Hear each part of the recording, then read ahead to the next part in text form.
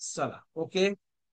बघा, अं, सर्वप्रथम मी सर्व शेतकऱ्यांचे आजच्या या झूम वेबिनारमध्ये पुन्हा एकदा स्वागत करतो. मित्रांनो, आज 9 ऑगस्ट 2025 आहे. आज नारळी पौर्णिमा म्हणजे रक्षाबंधन आपण ज्याला म्हणतो. तर रक्षाबंधन म्हणजे जी नारळी पौर्णिमा असते, पौर्णिमा आणि अमावस्या ही दर 15-15 दिवसाला आपल्याला दर 15 दिवसाला असते. तर या अमावस्या आणि पौर्णिमेनंतर जी आपली फवारणी व्यवस्थापन करतो, त्यामध्ये आपण आज हळद पिकाचे फवारणी व्यवस्थापन कशा पद्धतीने करायचं ते पाहणार आहोत. बघा, शक्यतोवर हळदीला जास्त फवारणी करायची गरज पडत नाही. पण आपले जेवढे बी प्लॉट येतात ते अतिशय लसलशीत येतात. बघा, जनरली बाहेरचे जर प्लॉट बघितले आपण तर त्याची पानं रखरखीत येतात. ज्या पानावर रखरखपणा आहे, तेज नाहीये, त्या पानावर रस शोषक किडी आकर्षित होत नाही.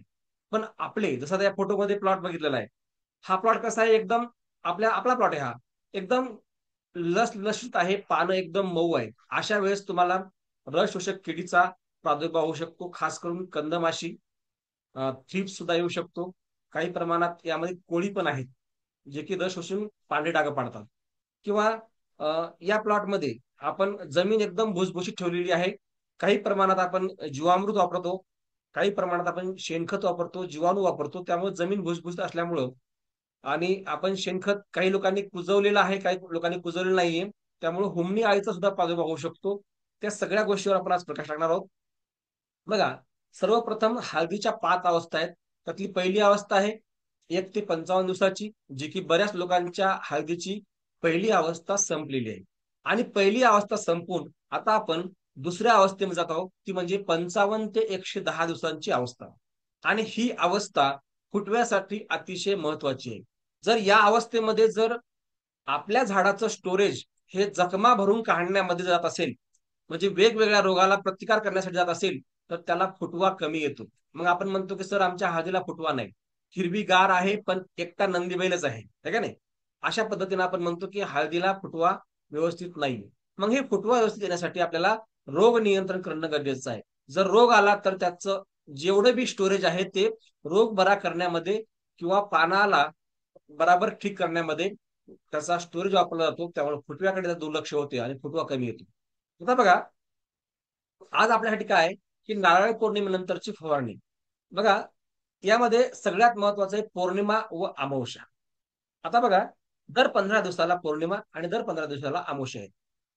आता अमावस्याचं वेगळं महत्व आहे आणि पौर्णिमेचं वेगळं महत्व. आता अमावस्या जी आहे, ही अमावस्या एक अंधारी काळी रात्र आहे. आज सुद्धा पौर्णिमा आहे, पूर्ण रात्र अंधारी आहे, एकदम काही दिसत नाही. आता या अंधारी रात्रीमध्ये जे आपल्या शेतामध्ये उपद्रवी कीटक असतात, त्यांचं नर आणि मादीचं मिलन होत असतं. आणि या नर आणि मादीच्या मिलनातून 2 दिवसानंतर, काही कीटक 1 दिवसानंतर अंडी घालत असतात. आणि त्या अंड्यामधून आळ्या, कोश, पुपा, जी आपली जी अवस्था आहे, त्या पूर्ण अवस्था करून पुन्हा ते अं, पतंग अवस्थेवर जात असतो.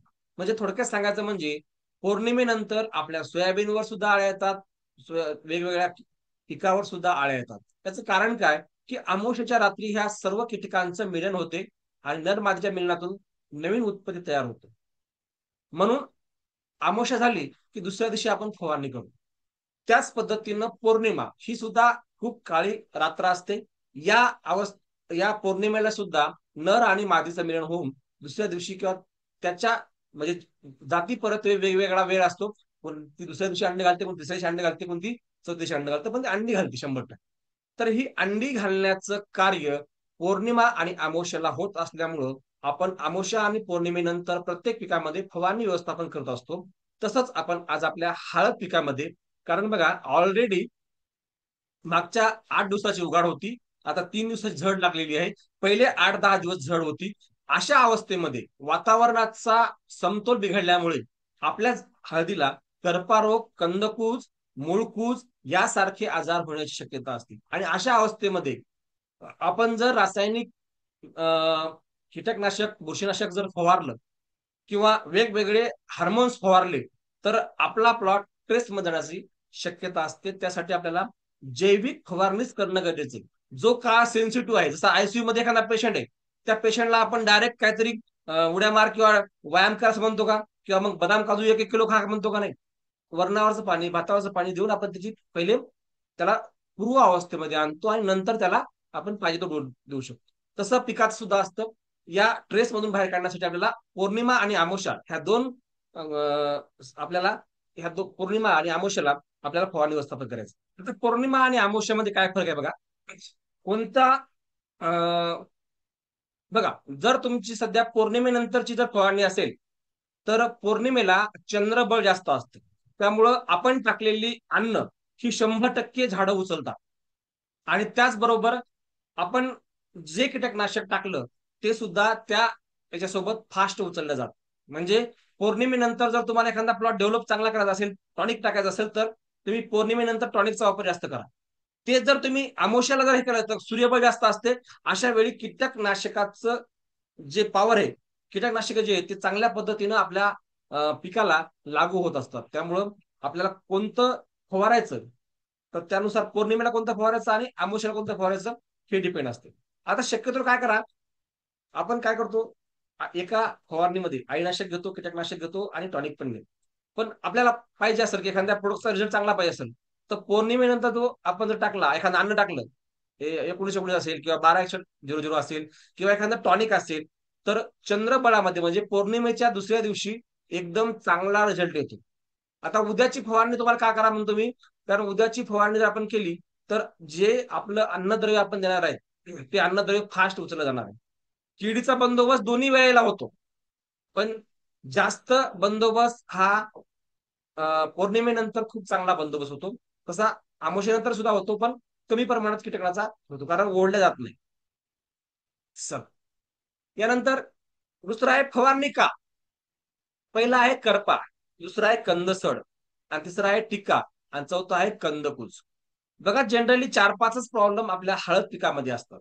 आता करपा, कंदसड, टिक्का, मुळकूज, हे सगळे जे आजार आहेत हे सर्व मुळाशी निगडित आहेत. बघा, आपलं लक्ष फक्त वर आहे, मुळाकडे नाही. आपलं लक्ष मातीकडे नाही, मातीमध्ये काय व्हायलं ह्याच्याकडे लक्ष नाही. आपण पहिलं काम काय करतो, मातीमध्ये सुरुवातीला एकतर कीटकनाशक टाकतो, ते टाकायला नाही पाहिजे. सुरुवातीला आपण जे शेणखत वापरतो ते व्यवस्थित कुजू देत नाही, तसंच टाकून देतो. काही ठिकाणी कुटार पडलेलं असते ते उचलून घेत नाही. अर्धवट कुजलेलं, अर्धवट सडलेलं कुटार, नंतर हुमणी आळीसारख्या याला, बुरशीसारख्या याला जागा असते, राहण्याची जागा असते, तिथं बुरशी वाढते. आणि या सगळ्यामुळं ह्या सगळ्या गोष्टी होतात, करपा, कंदसड, टिका, मुळकूज. आता बघा, करपा काय येतो, आल्यावर खूप सारे केमिकलचे प्रोडक्ट आहेत, पण येऊ नये म्हणून बंदोबस्त करणं खूप गरजेचं आहे. आणि हा एका दिवशी होऊ शकत नाही, त्याला थोडासा काळ लागतो. पहिला आहे बुरशीमुळे करपा येतो. आता बुरशी काय येते, रासायनिक कीटकनाशकाचा वापर करणे, रासायनिक बुरशीनाशकाचा वापर जमिनीमधून करणे, यामुळे सुद्धा बुरशी येते. पाण्याचा अति वापर, बघा जनरली आपण बघतो पाणी एवढा जास्त झालेला आहे, निसर्गाने पाणी टाकलेलं आहे, आणि कधी कधी आपण सुद्धा पाण्याचा अति वापर करतो. आमची मोटर 5ची मोटर आम्हाला बंद करायची नाही, म्हणून पाणी आपण 24 तास चालू ठेवतो. त्यानंतर जमिनीमध्ये जैविक बुरशीनाशकाची जर कमतरता असेल, त्यामध्ये सर्वात महत्वाचा ट्रायकोडर्मा, सुडोमोनास, हे दोन जे बुरशीनाशक आहेत, या बुरशीनाशक जीवाणूची जर कमतरता असेल तर हळदीवर करपा येतो नाही, कुठल्याही पिकावर करपा येऊ शकतो. पहिले कारण बुरशी, बुरशी काय येते याचं कारण सांगतो. दुसरं कारण काय बघा, करपा येण्याचा हळदीवर, अन्नद्रव्याची कमतरता. हा इतका गहन विषय आहे, अन्नद्रव्याची कमतरता. बघा, हे जे अन्नद्रव्य आहेत हे कमी का पडतात, त्यामध्ये सूक्ष्म अन्नद्रव्य, मुख्य अन्नद्रव्य कोणते आहेत आपले, एनपीके, दुय्यम अन्नद्रव्य आणि सूक्ष्म अन्नद्रव्य. ह्या तिन्ही अन्नद्रव्याचा आणि आपले जे बाकीचे 3-4 आपल्याला फ्री ऑफ कॉस्ट मिळतात, कार्बन, हायड्रोजन, ऑक्सिजन, तर हे सुद्धा याच्यामध्ये महत्वाचे. आता बघा, अन्नद्रव्याची कमतरता का पडते, मुख्य अन्नद्रव्याची कमतरता का पडते, कारण आपण बघा, बरेच शेतकऱ्याचा आम्हाला दररोज 10-20 फोन येतात की सर मी single super phosphate, DAP 10-26-26 4-4 bag टाकल्यात तरी पण माझी हळद वाढत नाहीये. मी खूप खत टाकले तरी हळद वाढत नाही. मग गेले कुठे खते, ही खतं जमिनीमध्ये पडू नये. द्वितीय अन्नद्रव्य आपण बरेच टाकतच नाहीत, सूक्ष्म अन्नद्रव्याकडे लक्षात नसतं. बघा, जोपर्यंत तुम्ही सूक्ष्म अन्नद्रव्य दुय्यम अन्नद्रव्य टाकणार नाहीत तोपर्यंत मुख्य अन्नद्रव्य उचलणार नाहीत. त्यासाठी तुम्हाला हे मुख्य अन्नद्रव्य उचलण्यासाठी आपण बघा प्रत्येक फवारणीमध्ये किंवा ड्रिचिंग मध्ये आपण सूक्ष्म अन्नद्रव्य सोडत असतो. का सोडतो? विनाकारण पैसा खर्च करायचा नाही. तर ह्या बाकीच्या गोष्टी उचलण्यासाठी, एनपीके उचलण्यासाठी आपल्याला सूक्ष्म अन्नद्रव्य लागतं. नुसते सूक्ष्म अन्नद्रव्य असून चालत नाही, एनपीके उचलण्यासाठी एनपीके जीवाणू पण लागतात. बघा, जेवढे बी आपले हळदीचे प्लॉट आहेत, सध्या ज्या गावामध्ये आपला प्लॉट आहे तो टॉपवर आहे.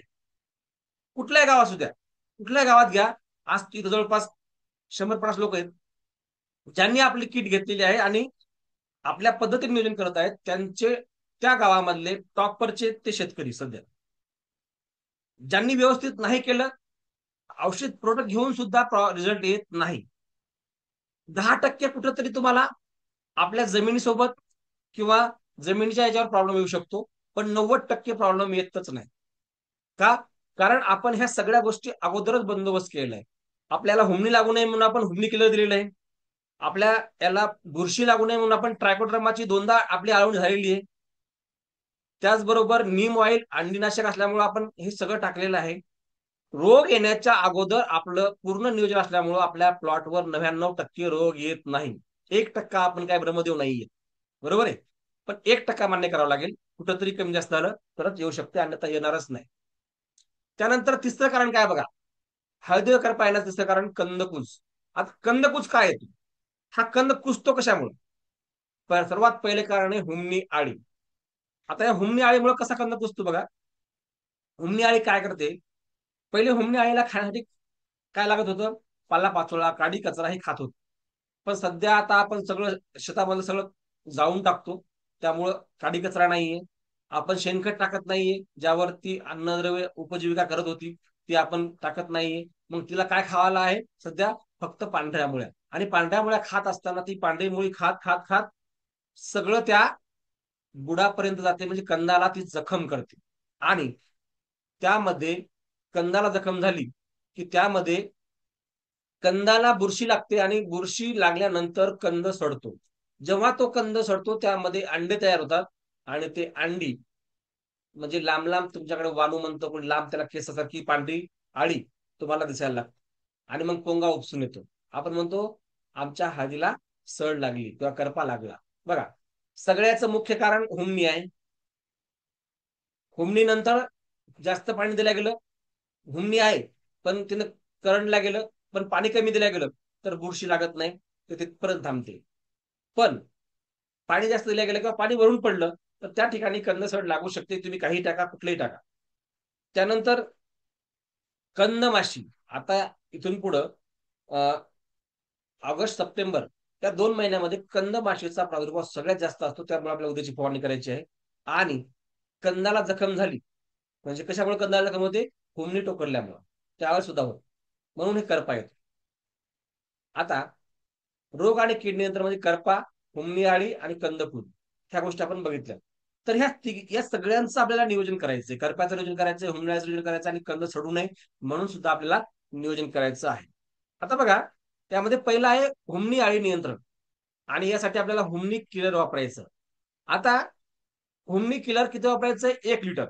जर हुमणी कमी असेल तर 1 लिटर वापरा. आणि हुमणीचा प्रादुर्भाव जास्त असेल तर तुम्हाला 2 लिटर सुद्धा वापरावं लागेल. आता तुम्ही म्हणसाल सर तुम्ही सुरुवातीला 1च लिटर सांगितलेले, हे प्रिव्हेंटिव्ह म्हणून आहे. हे 1 लिटर तुम्हाला प्रिव्हेंटिव्ह म्हणून आहे. आता बघा, एक्झाम्पल घेऊया आपण. तुमच्या घरामध्ये तुमच्या डब्यामध्ये जे तुमचा जेवणाचा डब्बा आहे, त्या जेवणाच्या डब्यामध्ये 5 पोळ्या आहेत. पण तुमची भूक 3च पोळ्याची आहे. तुम्ही काय करणार? 3च पोळ्या खाणार, 2 पोळ्या उरणार. मग तुम्ही पोळ्या खाल्ल्या का नाही? 100% पोळ्या खाल्ल्या. पण 2 कशा काय उरल्या? कारण तुमची भूक तेवढी. आता हुमणीचं कसं आहे बघा, हे आपले मेटॅरायझियम जे ॲडव्हान्स जात आहे, बिवेरिया बेसियाना आहे. अं, हे जे 2 घटक आहेत. आता हे जे जीवाणू आहेत हे काय करणार? हे या आळीच्या अंगावर उपजीविका करतात. त्यांचं पोट भरलं की ते खाणं थांबवतात. आळ्या जास्त असतील तर ते खाणार का? नाही. आळ्या जास्त असतील तर तुम्हाला ही जीवाणूंची संख्या वाढवावी लागेल. जैविक नियंत्रणामध्ये सर्वात मोठा तोटा हाच आहे की एकदम सर्व संपत नाही, हळूहळू संपत. आणि तुम्हाला एकदम संपवायचं असेल तर तुम्हाला त्या जीवाणूंची संख्या वाढवावी लागते. आता तुमच्या शेतामध्ये जर तुम्हाला जास्त हुमणी दिसत असेल तर 2 लिटर प्रति एकर तुम्हाला सोडावं लागेल हुमणी किलर. आता याच्यामध्ये पुन्हा एक प्रोसेस आहे, तुम्ही हे डायरेक्ट सोडू शकता किंवा 2 किलो गुळ 200 लिटर पाणी किंवा 100 लिटर पाणी 2 किलो गुळ टाकून पुन्हा दुसऱ्या दिवशी 200 लिटर पाणी तयार करून आपण सोडू शकतो एक गोष्ट. किंवा तुम्ही डायरेक्ट टाकलं तर त्याला 2-3 दिवस तयार व्हायला वेळ लागतो, पण रिझल्ट 100% येतो. आता हा रिझल्ट कसा येतो? जी हुमणी आळी आहे तिच्या अंगावर एकदम ती काळी पडते. हे जे जीवाणू आहेत त्या हुमणीच्या अंगावर पूर्ण आवरण तयार करतात आणि त्याला बुरशी आणून ते मारून टाकतात. पण जर संख्या जास्त असेल तर हे आवरण कमी प्रमाणात होतं. त्यामुळं जास्त संख्या आपल्या हुमणी किलरची वाढवा म्हणजे 100% रिझल्ट मिळेल. आता यानंतर कंदकुज हा कंदमाशीमुळे येणारा रोग आहे. आता ही कंदमाशी बघा कशी दिसते. मुंगळ्याच्या आकाराची, धडापेक्षा पाय लांब असलेली आणि एकदम काडीसारखी तुम्हाला ही कंदमाशी दिसते. आता ही माशी कुठे दिसते तुम्हाला? ही दिसते पानावर, पानाच्या खालच्या बाजूला. दुपारी जर गेला तुम्ही तर पानाच्या खालच्या बाजूला असते. संध्याकाळी 4-5 वाजता गेला तर पानावर उडताना दिसते. आता हिचं काम काय? ही काय करते? एक कंदमाशी 70 ते 150 200 पर्यंत अंडी घालते. आता बघा, एका माशीनं जर 200 अंडे घातली तर किती अळ्या तयार होतील? किती कंद कुजतील? एक माशी किती घालते का बघा. तर ही कंद माशी जी असते ही काय करते? अंडी घालते, पण कुठं अंडी घालती? ज्या ठिकाणी कंद उघडा आहे. बघा बारकाईने लक्ष द्या. ही कंद माशी त्याच ठिकाणी अंडे घालते ज्या ठिकाणी हळकुंडाचा कंद, हळदीचा कंद उघडा आहे. त्या ठिकाणी ही कंद माशी अंडे घालते. आता ही अंडे घातल्यानंतर काय होतं, की जेव्हा ही अंडी कोशावस्थेमध्ये येतात तेव्हा ती त्या कंदाला पहिले पोखरायला सुरुवात करतात आणि कंदाला सडवतात. कंद सडला की त्यामधून बारीक बारीक आळ्या बाहेर पडताना तुम्हाला दिसतात, ज्या की खूप गव्हाच्या आकारासारख्या गव्हा एवढ्या लांब असतात आणि गव्हासारख्याच असतात, बारीक बारीक. त्या कंद सडवण्याचं काम करतात. आता ही कंद माशी आपल्याला आपल्या शेतातून बाहेर पळवायची, कारण हिला पळल्याशिवाय पर्याय नाही. कारण ही जर मधी राहिली तर 100% आपल्या पिकाला नुकसान करणार. मग कुठलाच प्रोग्राम तुम्ही किती जरी केला तरी 100% आटोक्याच्या बाहेर जाणार. तर बघा याला काय करायचं. बघा, कंदमाशीचं नियंत्रण करण्यासाठी आपल्याला 15 जुलै ते 15 ऑगस्ट दरम्यान रोज रात्री हॅलोजन लाईट लावायचे. बघा, हा हॅलोजन लाईट आहे. आता ज्यांच्याकडे लाईटची व्यवस्था नाही त्यांनी चार्जिंगचे बल्ब लावू शकता किंवा चार्जिंगचे कंदील लावू शकता. बघा, एक पिपा घ्या, त्याला मधल्या साईडनं पूर्ण जे पिपाचा चौकोन डब्बा असतो तो कट करा आणि मधोमध छिद्र पाडून त्यामध्ये एक लाईट लावा आणि खालच्या भागामध्ये अर्ध्यातून कट करा आणि खालच्या भागामध्ये रॉकेल किंवा गोड तेल, रॉकेल ते भेटत नाही पण गोड तेल, आपलं जे ऑइल असतं आपल्या गाडीचं काळं ऑइल असते ते पण ऑइल आपण वापरू शकतो. आणि या रॉकेल किंवा गोड तेल किंवा ऑइल यामध्ये रात्रीच्या वेळी संध्याकाळी 6 ते 8च्या दरम्यान जर हॅलोजन लावले तर हे कंद माशीच्या ज्या फकड्या आहेत त्या सगळ्या फकड्या ह्या इथे येऊन मरून पडतात. हे एक नियोजन. पण 90% शेतकरी हे करत नाहीत. याचं कारण सांगतो. कारण एवढ्या कुटाने करायला कोणाला वेळ नाही.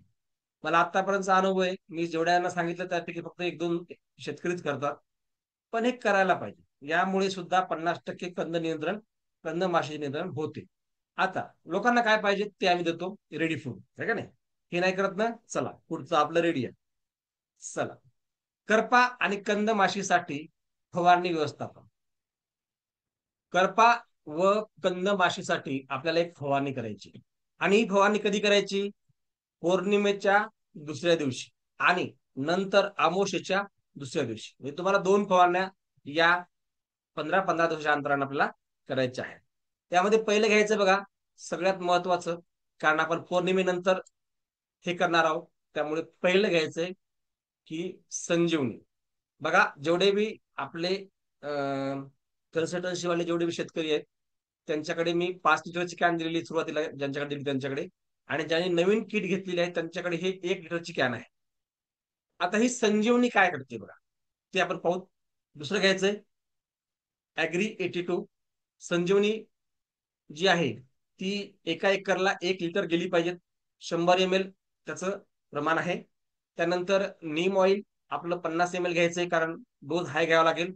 त्यानंतर आपलं जे ट्रायकोडर्माचं द्रावण तयार केलेलं आहे आपण, ते आपल्याला घ्यायचंय 2 ते 3 लिटर प्रति पंप. 20 लिटरच्या पंपासाठी प्रमाण आहे. आणि शेवटी घ्यायचंय आखीरस. या 5 प्रोडक्टची आपल्याला फवारणी करायची उद्या किंवा परवा.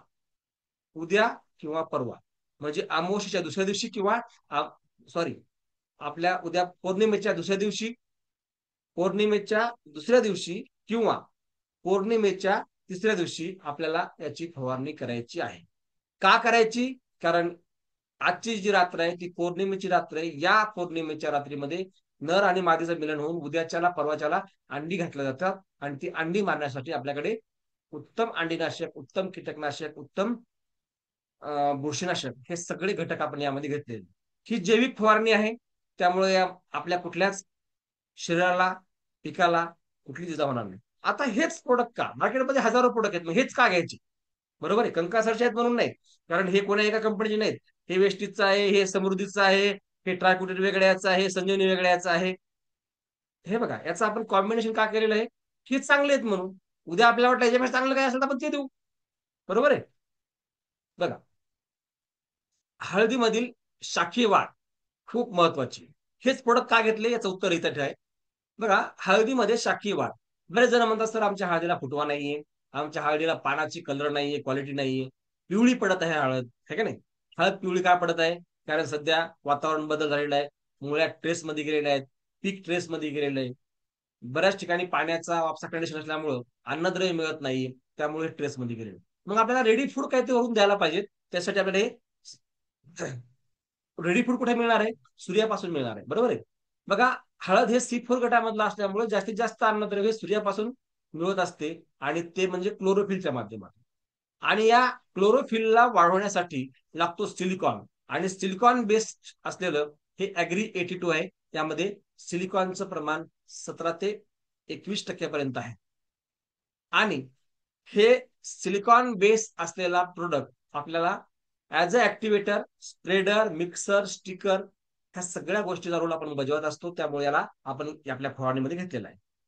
आणि जेवढं जास्त पानं असतील तेवढं वजन जास्त भरणार आहे, कारण एक पान 70 ग्राम वजन देत असते. जेवढे तुमच्या झाडाला पानं जास्त असतील तेवढं वजन जास्त, आणि जेवढं वजन जास्त तेवढं उत्पादन जास्त, हा याचा फॉर्म्युला आहे. म्हणून आपण हे क्लोरोफिलचं प्रमाण वाढवावं. कारण क्लोरोफिल म्हणजे काय?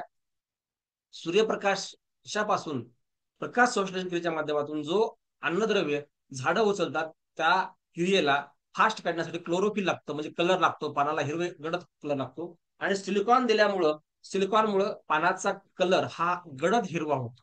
त्यामुळं आपण हे ॲग्री 82 आपल्या फवारणीमध्ये वापरायचं आहे. त्यानंतर दुसरं आहे बघा संजीवनी. आता संजीवनी काय आहे? 12 फळाचा अर्क आहे. आता फळाचा अर्क का का दिला याच्यामध्ये? बघा, तुम्हाला काय आहे? C4 गटामधलं काय आहे? हळद आहे. हे काय करतं?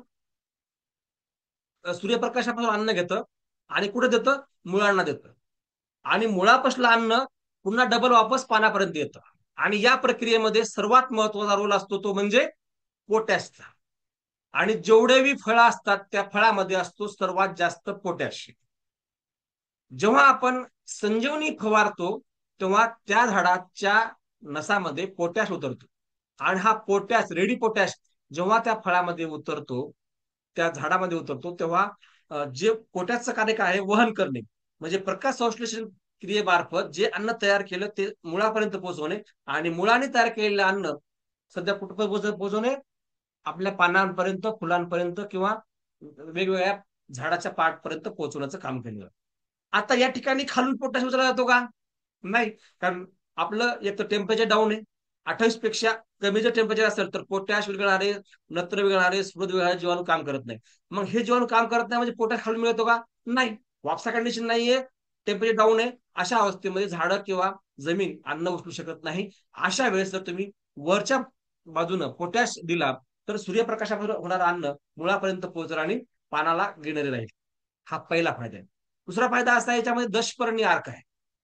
म्हणजे 10 पानांचा अर्क आहे, ज्यामुळे आपली आळी कुठली कुठलीही विरशोषक आळी आळी असेल, कीटक असेल किंवा आपली कंदमाशी असेल, ही आपल्या याच्या झाडावर बसणार नाही. तिसरी गोष्ट याच्यामध्ये एन-पी-के जैविक स्वरूपात आहेत, म्हणजे नत्र, स्फुरद, पालाश. जे अन्नद्रव्य खालून उचललं जाणार नाही, ते तुम्हाला वरच्या बाजूने उचलून तुम्हाला त्या पिकाला उपलब्ध करून देणार. त्यानंतर तिसरं आहे नैसर्गिक अमिनो ऍसिड. बघा, अमिनो ऍसिड मुळे पिकामध्ये गिरनरी येते, क्लोरोफिल वाढतं. क्लोरोफिल वाढलं की प्रकाश संश्लेषणाचा वेग वाढतो.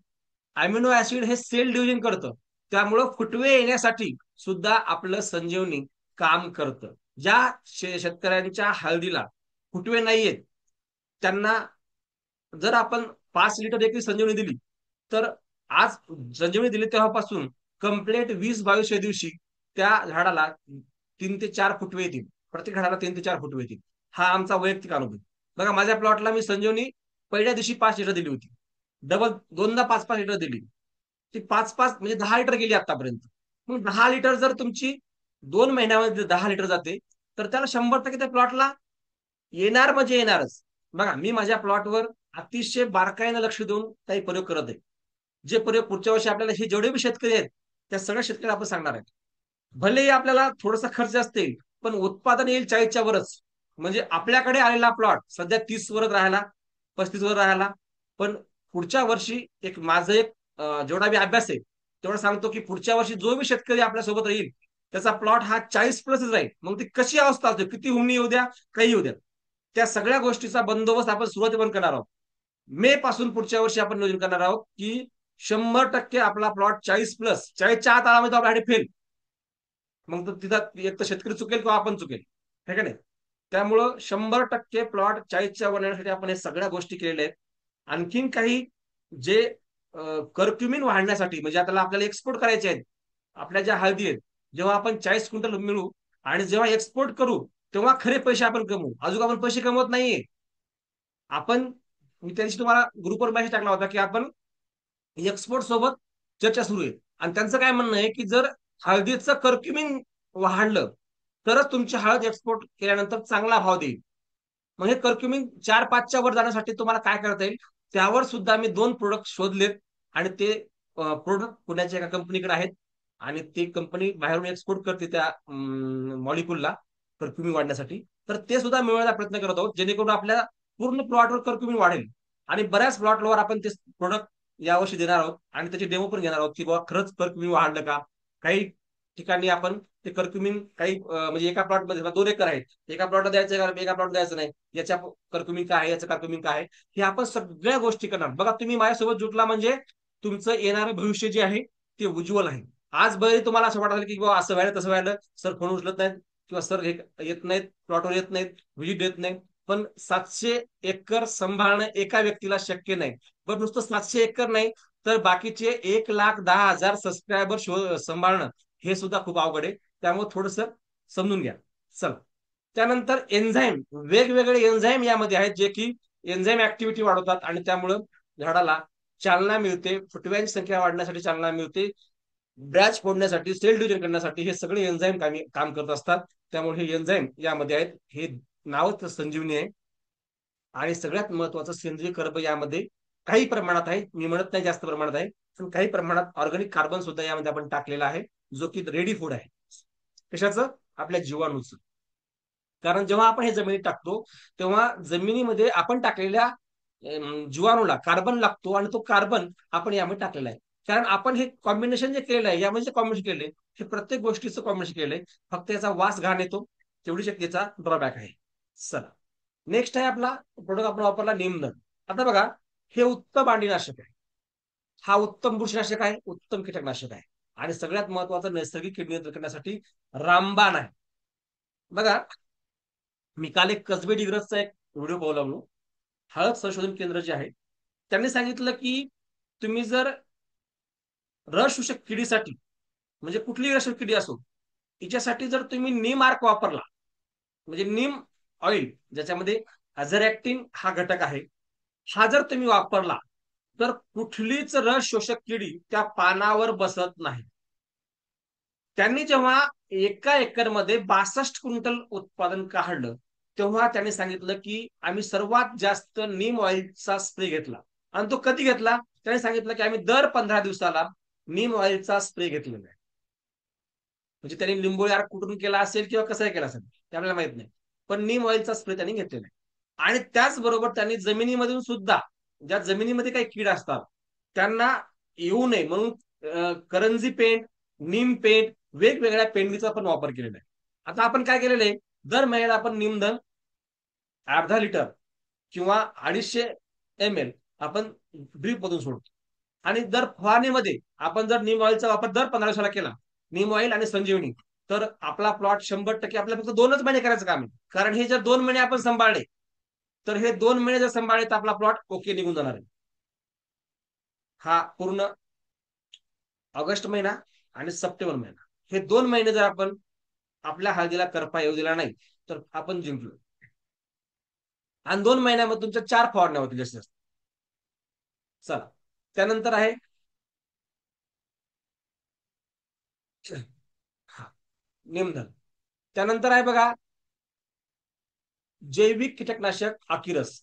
आता हे जे नाव आहे, हे नाव सुद्धा मी सुचवलेलं आहे. याचं कारण सांगतो तुम्हाला मी. कारण हे आपलं सेल्फ प्रोडक्शन आहे. आळी, अ म्हणजे आळी, की म्हणजे कीटक, आणि रस म्हणजे रस शोषक किडे, या तिन्हीचाही बंदोबस्त करणारं हे अकिरस आहे. आळी, कीटक आणि रस शोषक किडीसाठी याचा वापर केला जातो.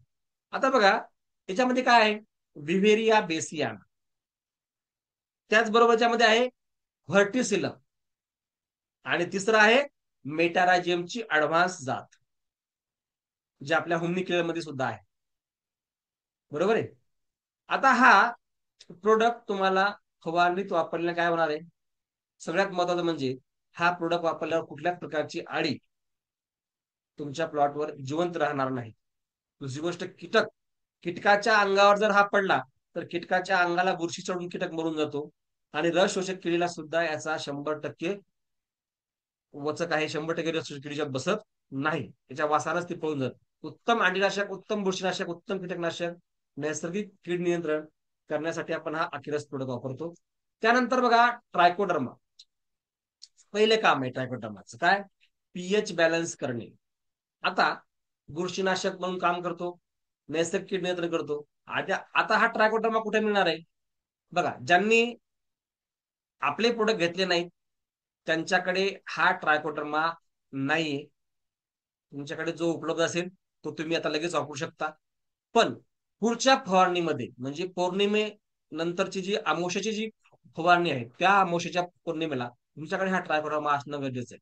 बघा ट्रायकोडर्मा पहिले जेव्हा तुम्ही 2 लिटर 3 लिटर जेव्हा पाण्यात टाकता, तेव्हा त्या पाण्याचा पीएच बॅलन्स केला जातो. का केला जातो? कारण ट्रायकोडर्मा वेगवेगळ्या प्रकारचे 3 ऍसिड स्त्रवत असतो. हा जमिनीचा पीएच कमी करतो, पाण्याचा पीएच कमी करतो. म्हणून पीएच बेस्ट झाला की सर्व फवारण्या चांगल्या पद्धतीनं पानाला अपटेक करतात किंवा पानावर व्यवस्थित त्या रसामध्ये घुसतात. त्यानंतर हा बुरशीनाशक आहे. पानावर असलेली बुरशी, म्हणजे या वातावरणामध्ये तयार झालेली बुरशी नष्ट करतो. त्याचबरोबर हा जो आहे, जर तुम्ही कंद सडला असेल आणि त्यामध्ये ड्रिचिंग केली तर कंदामध्ये असलेली सगळी बुरशी मारून टाकतो. 100% नियंत्रण. तुम्हाला सांगतो, जर तुमच्या शेतामध्ये खूप साऱ्या हे झाल्या असतील, म्हणजे काय म्हणतात त्याला, खळे खळे डोळसर म्हणले किंवा खळे खळे बसतात, तर अशा अवस्थेमध्ये जर तुम्ही याची डायरेक्ट ड्रिचिंग केली, जिथं खळे बसतात त्या ठिकाणी जर तुम्ही भरपूर प्रमाणात जर हा ट्रायकोडर्मा टाकला, नीम ऑइल टाकला, आपलं अकिरस टाकला, तर 100% रिझल्ट मिळतो. किंवा हुमनी किलर टाकला तरी मिळतो. कारण अकिरस आणि हुमनी किलर मध्ये थोडाफार फरक आहे, जास्त फरक नाही. चला, ट्रायकोडर्मा हा मुळाकडे आकर्षित होतो. ट्रायकोडर्मा मुळापासून सुक्रोज घेतो आणि मुळामध्ये प्रकाश संश्लेषण क्रियेचा वेग वाढवतो. ट्रायकोडर्मामध्ये फ्युबॅरिक ऍसिड, ग्लुकोनोरिक ऍसिड, सायट्रिक ऍसिड इत्यादी ऍसिड तयार असतात, त्यामुळं पीएच कमी होते पाण्यामध्ये टाकलं. हे झाले आपल्या ट्रायकोडर्माचे फायदे. त्यानंतर हे आहे हुमिक किलर, जे की तुम्हाला आपल्याला टाकायचं आहे. आता सगळ्यात महत्वाचं काय, मातीच्या आरोग्यासाठी हे जे जीवाणू कल्चर आहे बघा, जीवाणू कल्चर ज्या शेतकऱ्यांनी वापरलं नसेल त्याने एकदा वापरून बघा. मला 100% गॅरंटी आहे, ज्याने ज्याने आतापर्यंत वापरलंय त्यांनी त्यांनी 100% रिझल्ट राहिलाय, 100%. आजच माझी बहीण आली होती, त्यांनी सांगितलं की आमची हळद सध्या सगळ्यात चांगली आहे. आणि त्यांनी फक्त जीवाणू कल्चर दिले आपल्यापासून, कारण घरच्या व्यक्तीकडून किती नॉलेज दिलं त्याचं महत्व पटत नाही. पण त्याने सांगितलं जेव्हापासून जीवाणू कल्चर सोडलं तेव्हापासून हळदीचा कलर बदलला आणि सगळे शेजारी म्हणतात तुम्ही काय टाक. तर मातीच्या उत्तम आरोग्यासाठी आपल्याला हे जीवाणू कल्चर वापरायचे 3. त्यामध्ये पहिलं आहे सॉइल इन्हॅन्सर, ज्यामध्ये 8 प्रकारचे जीवाणू आहेत. रायझोबियम, अझोटोबॅक्टर, अझोस्पिरिलम हे नत्र विघळणारे 3 जीवाणू, स्फुरद विघळणारे जीवाणू, पालाश विघळणारे, झिंक विघळणारे, डिकम्पोजर, हे सगळे जीवाणू आहेत. त्याचबरोबर ट्रायकोडर्मा आहे, जे की उत्तम बुरशीनाशक आहे. आणि मुळाच्या कक्षेबाहेरील अन्नद्रव्ये मुळापर्यंत पोहोचण्यासाठी हे मायक्रोमिल म्हणजे मायक्रोरायझा, यामध्ये आहे एंडो मायक्रोरायझा आणि ऍक्टो मायक्रोरायझा, हे दोन्ही मायक्रोरायझा यामध्ये आहेत. हे तुम्हाला पोस्टाने घरपोच मिळतील. गुगल पे, फोन पे नंबर हा आहे, याच फोनवर तुम्ही मेसेज करा, किंवा ज्यांना पाहिजे त्यांनी मला डायरेक्ट फोन केला तरी चालते. आणि हे तुम्हाला पोस्टाने 3 ते 4 दिवसामध्ये स्पीड पोस्टाने घरपोच मिळते. So thank you, wish you well.